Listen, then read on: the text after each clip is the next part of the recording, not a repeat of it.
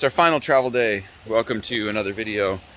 We're headed home today. Not today, we're headed on the way home today. It's more than a one-day drive. And it started raining again. Awesome. At least we get to sit in the car and not have to get out of the car unless it breaks. Then if the car breaks, we get to sit outside the car, work on the car while it's raining. That would be awesome. Let's hope that doesn't happen. Let's see where the day takes us. Goodbye, house on the water. We didn't use the water, but we used the house and the stairs. All right, we're off to take Joey to the airport. Joey gets to fly home and we have to drive home. But also Joey has to work and we get to play, I guess, play while we drive home. Yeah, I'd rather go to work. So the windshield's starting to fog up really bad. And the ADU display stopped working. And I'm pretty sure they're related. We have some wiring going on down here. The switch for the fan, and the USB cable for the ECU, and the auxiliary charging port all have power down there. And Joey thinks that the USB cable was touching between power and ground. Is there a mark on it? Yeah. And shorted it out. Right there. And so now we lost the heater, which means I can't drive very far like this. And we lost the ADU display. And we're maybe 5 minutes from where we just left. So 5 minutes into our trip home, we already got a problem. All right, this is a job for one tool and one tool only. Power Pro. Since this car's got a battery in the back, I just use the alternator power up front. Life hack, electrical hack, hack. And ground can come from anywhere. Look, let's just use that.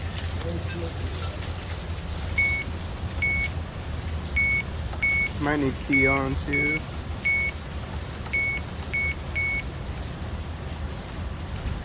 This is how you check fuses, ladies and gentlemen, with Power Probe. The tool has many uses, and this is one of them. Yeah, we might be good all there. You poke both sides. Every fuse has metal exposed on top. You poke both sides of it, and it should show power on both sides if the circuit's powered. If it shows power on one side and not on the other, then you know you got a bad fuse. Let me turn the key on, Joey.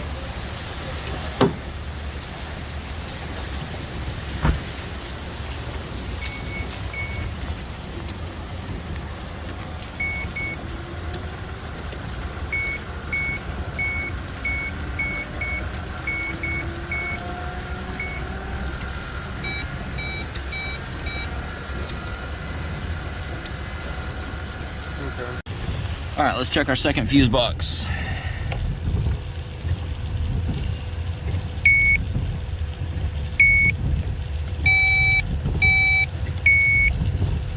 Whoa.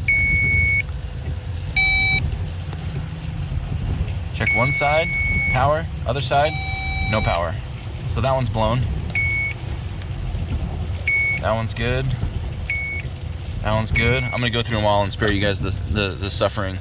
But that one's definitely blown, so I'm gonna check that one out. Okay, so we found out that this wasn't it. What's nice is when you find the dead side of the fuse, you can add power through the Power Probe. So we got power there, no power there. We powered up, and Joey said that the HVAC control turned on. So this powers the HVAC control, which we don't need on this car. I don't know why it's blown exactly. Then we found the 30 amp, which I remember putting a 30 amp in here, and that's the one that's blown. So if we power this up, you hear the HVAC turn on, or the real HVAC. So we just need to change this 30 amp fuse and get back on the road. Power Probe, I love it. The best tool in the toolbox. To save myself from having to buy a fuse, we just came up here and looked for fuses in this diagram that we didn't need. And since my fan is powered by this wire and not the factory fan wire, we're gonna steal the fan number 2 fuse out of the fuse box. What's nice is even though it's a Japanese car, there's still descriptions in English on what's what in here, so we can make sense of this fuse box. We're gonna pop this 30 amp in and get back on the road. Look, we can see again. Thanks, Power Probe. Goodbye, Houston. It's been real. Didn't get robbed, didn't have to use my gun. Not a bad time. So after I dropped Joey off, I'm solo on this part of the trip. I stopped off for some food at Taco Cabana. I think Dan Braca introduced me to Taco Cabana in New Mexico, and I really like it. They've got green chilies and all this stuff. But I've seen them all over Texas. I don't think I've ever stopped at one in Texas. Not the same thing. Definitely not the same between New Mexico and Texas. New Mexico, good. Texas Taco Cabana, no good. No good, no good. I'm gonna gas up and get back on the road. The other guys are a little bit behind me. They stopped by Will's house to drop off some tires. I went straight to the airport, and now I'm a little bit ahead of them on the freeway, so we'll see if we can meet back up and caravan together. But my car's cruising. I'm doing a pretty good speed, and the car feels comfortable and smooth, even in the rain. It's awesome. I'm loving it.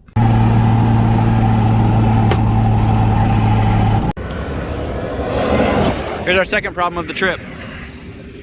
The bumper started dragging on the freeway, which was all fine and dandy until I pulled into the dirt and it grabbed it and ripped this part out.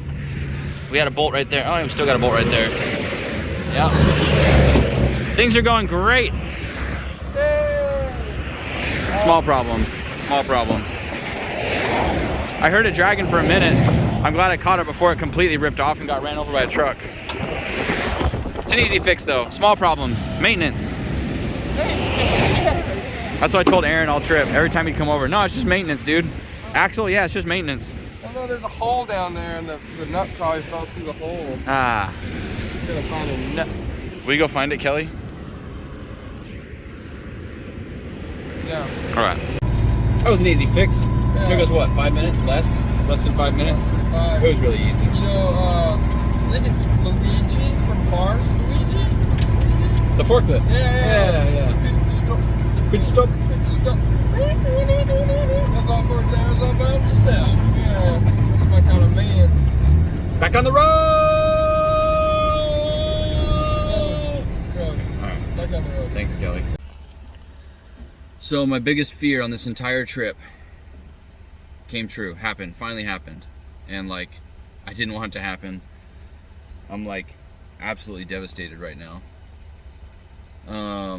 We're driving along on the freeway, and it's raining, and I'm following at a decent distance behind the Cressida and the truck, and I hear a noise and immediately knew what had happened. A rock struck my windshield. And for those of you who don't know, I think I've been keeping up to date on this in my vlogs with this car, but this windshield's about $1,000, and I put a $400 protective covering over the windshield, like a screen protector type material. It's called Steck, and the idea is to protect your windshield from potential damage. And so when I heard the rock hit the windshield, there was so much water and rain on the windshield, I didn't see immediately, but then Kelly spotted it, and it's definitely got a chip in it. And like, I'm absolutely devastated. So now I'm out $1,000 windshield and a $400 protective covering. So it's like, why even have the protective covering if it's not going to save my windshield from getting chips, right? So there's a $400 waste on top of a $1,000 windshield. And so I would have been better just to like run without the protective covering and then just replace a $1,000 windshield, not a $1,400 windshield. And literally, I've had it on for like a month maybe. And within a month, I've got a chip on the windshield already. I'm just like really frustrated. Let me show you. Definitely could be worse. Definitely could be worse. But it's definitely a chip. This is gonna be really hard to see. Let me see if I can get it from the outside.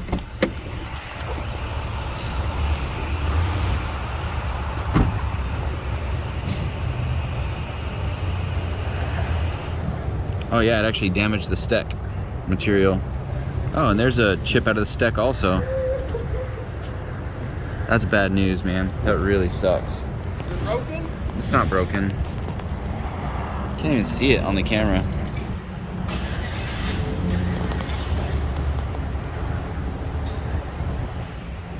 There it is. On the inside, you can see the glass is chipped. From here, you can't really tell. But now, like, I can't really get a rock chip repair because you can't drill through the Steck. It'll damage the material. So, like, now I don't know what to do. And that's damaged right there. I don't know, man. Supposedly this stuff has a warranty. Maybe I'll go in and see if I can get it. Man, there's damage all over this thing. I don't know. Super frustrated. Super frustrated about that. I just happened to notice this. Not sure what's going on there exactly, but just Go back where you belong there.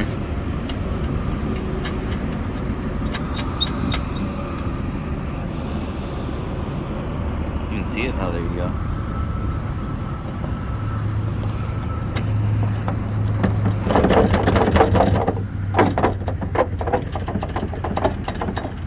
Huh. Not sure exactly what's holding this thing on.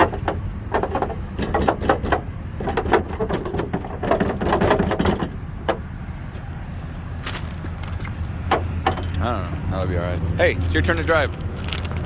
You drive now. You drive now. I don't know. What do you say? You drive now. Did you drink your Red Bull?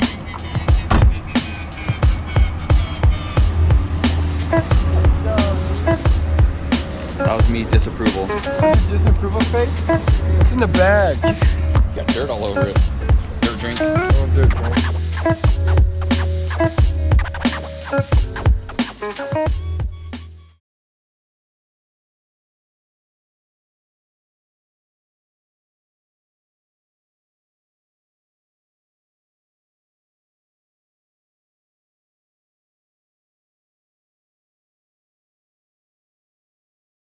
All right, so on our way home, I actually was looking stuff up and I found a CD009 transmission that's brand new in the box. I've never bought one that's brand new before.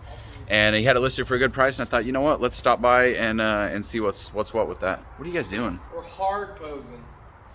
You guys are leaving me out of the cinnamon roll? Yeah. No, it's not. Get the cinnamon roll, what? Yeah. Oh man. So I'm pretty excited about this. It's still in the box. Everything looks good on it. It'll be cool to have a brand new one that hopefully doesn't make noise, doesn't grind, nothing like that. Every CD I've had is like really noisy and just like, not all of them are grindy, but just not great. And so I want to have one that's great. So that should be really cool. Can I show you your car? He's got this really cool S14. Super, super clean looking. He's gonna put an S15 motor in it. Awesome. I love traveling the country, meeting people like in different ways that have cool stuff. So we still got a long drive tonight. We're gonna hit the road and try and make it to Albuquerque tonight. A lot of driving. This car's been super reliable, other than the rock chip on the windshield.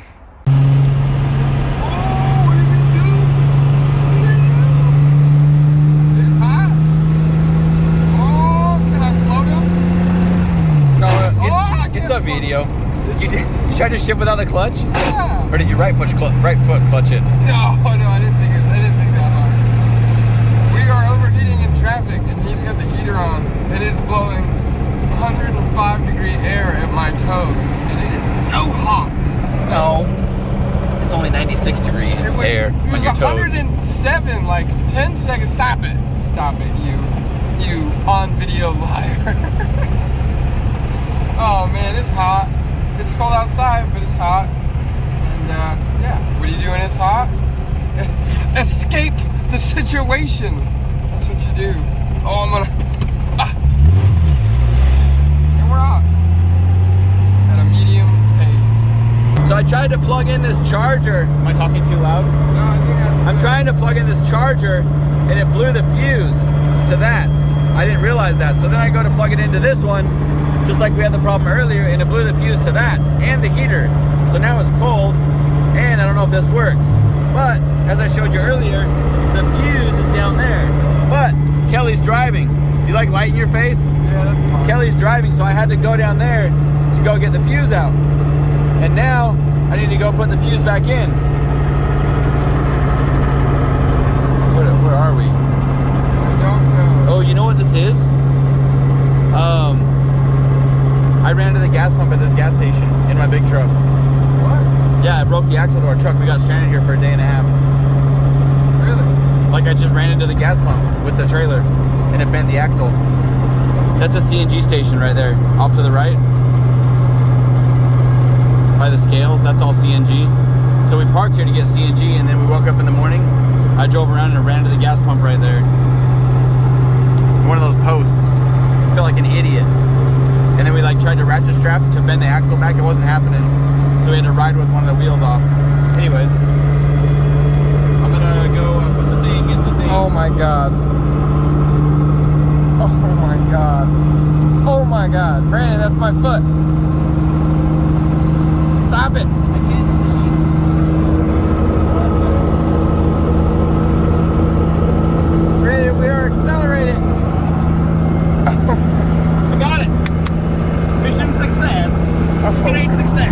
I hate this. I got my double dip.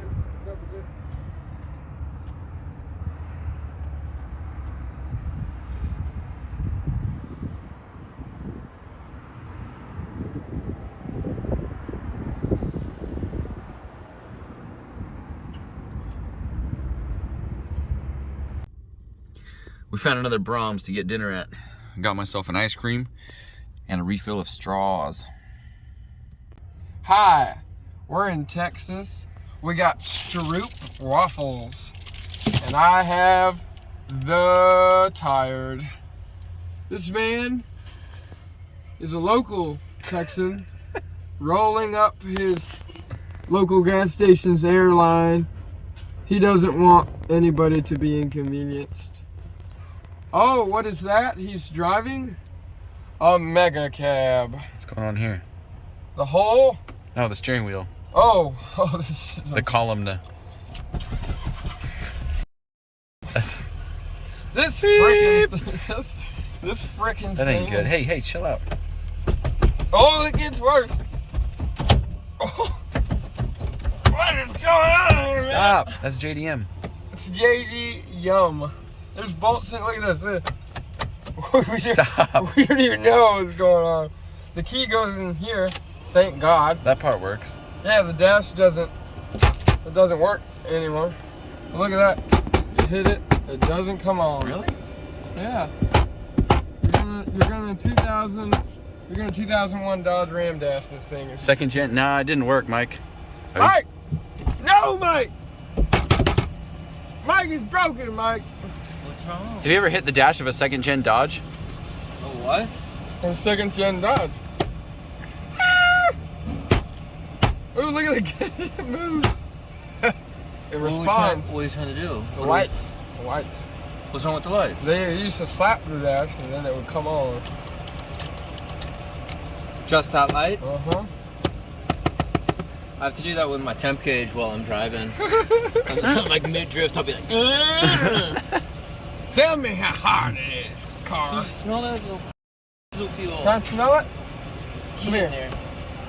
Ooh, that's good. I cussed again. It is 4 a.m. just outside of Albuquerque, New Mexico, and trying to make it to see Dan tonight. Well, it's gonna be late when he gets there, but we're gonna crash with Dan and then hang out tomorrow.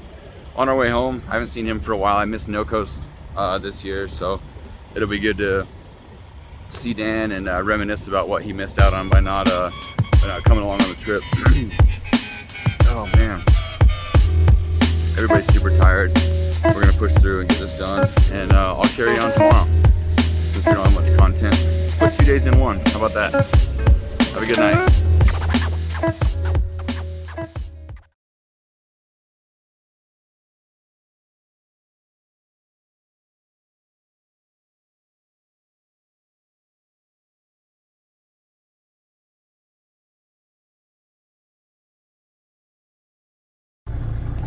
So this is actually a pretty boring part of the trip. If my car wasn't so loud, I would do a through the wheel, but I can't really drive and talk because it's just it's too loud in here.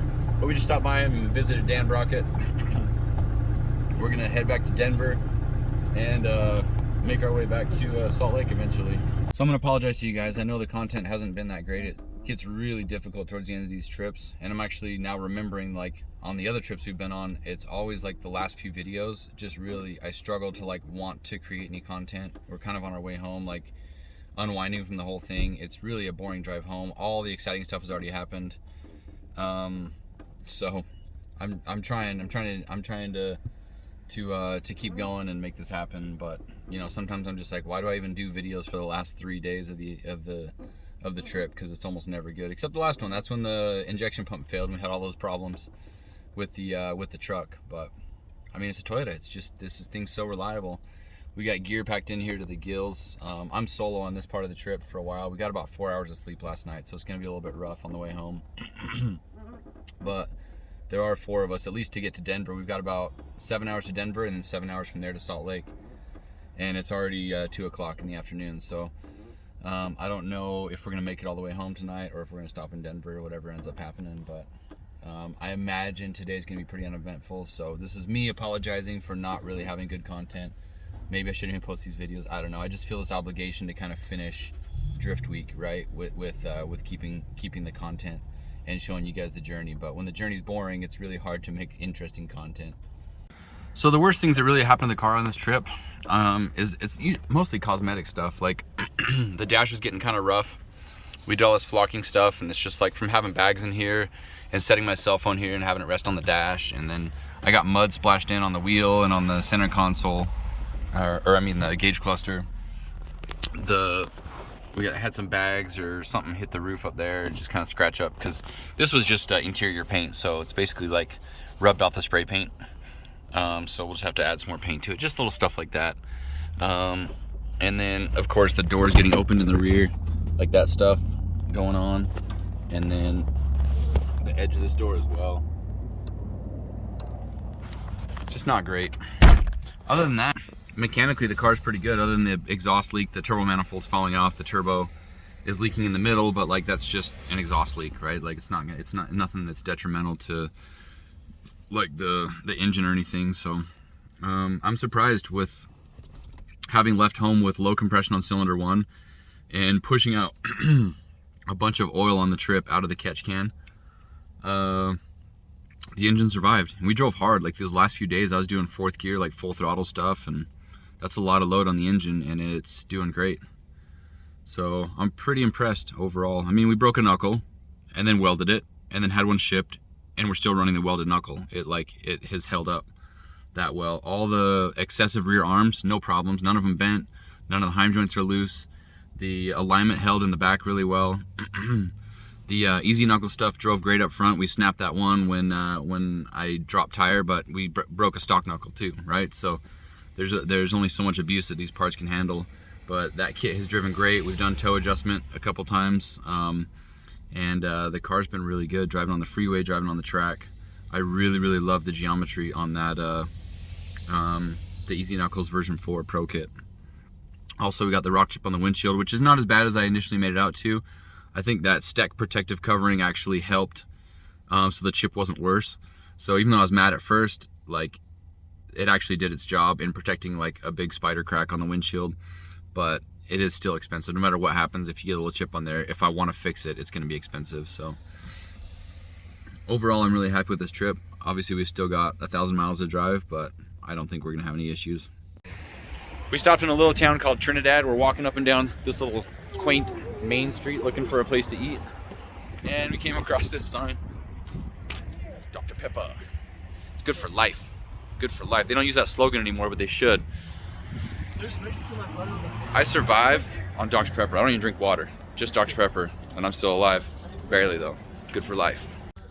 Oh man, made it back to Denver, back to Mike's shop. We're gonna load the car on the trailer. We got to get all the wheels and tires and all the stuff, the transmission that I bought, everything that we got from the whole trip has to be loaded up in the truck and in the car, and the side skirts are still in the back of Mike's car. So I don't know if I'm gonna put them on the car or transport them in the truck. I don't know yet, but I think hopefully we have less stuff than we brought because of tires. I think, I'm not sure, we'll figure that out. But we're gonna push through the night. It's already 10:30 p.m.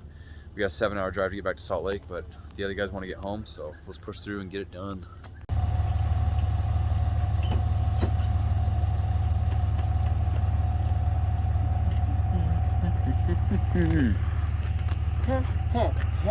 Not gonna lie, I'm pretty gassy after that Mexican food. Nice. Fajitas. Not too hard. It's not too hard. No, my Dios, I was like fajita. It's not bad though. Look at this photograph. Every time I do, it makes me laugh. The her eyes get so red. What the hell is on Kelly's head? This is where I went to school. I wasn't very cool, 'cause I started a band called Nickelback.